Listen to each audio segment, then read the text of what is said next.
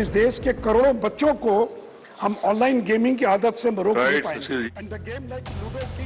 शुक्रवार को संसद में ऐसे मुद्दे पर चर्चा हुई जो देश की युवा पीढ़ी के लिए अभिशाप की तरह बनता जा रहा है।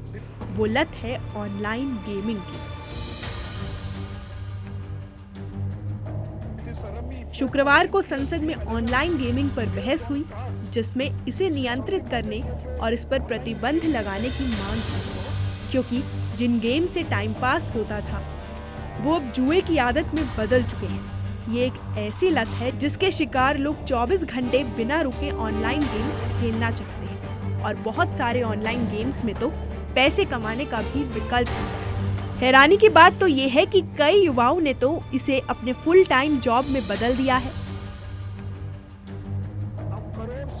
संसद में भी ऑनलाइन गेमिंग पर बहस हुई और इस दौरान ये सवाल पूछे गए कि क्या इन पर पूरी तरह से प्रतिबंध लगा दिया जाना चाहिए, इन पर नियंत्रण करना चाहिए या फिर इससे होने वाली कमाई पर टैक्स लगना चाहिए। राज्यसभा में बीजेपी के सांसद सुशील कुमार मोदी ने इन सवालों को संसद में उठाया। उन्होंने कहा कि सरकार को इस पर नियंत्रण लगाने के लिए कुछ करना चाहिए। Sir, I am raising the issue of online gaming, the booming online gaming, which has become a big problem for the youngsters in this country. And crores of youngsters, they are become addictive of this online gaming. Or Swati Mahoday, because it is online, so it is very difficult to prevent the kids to become addictive of this online gaming. And now, this online gaming has been converted into gambling or betting. And now there is a controversy that it is a game of a skill or it is a game of chance.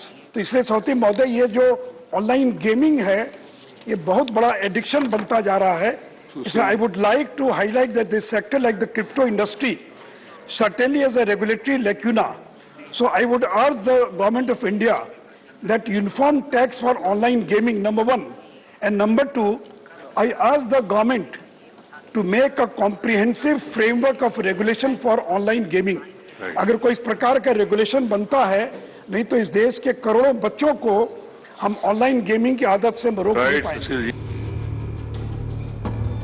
वर्ष 2016 में भारत में online gaming का बाजार 4000 करोड़ रुपए था, जो अब 7500 करोड़ रुपए का हो चुका है।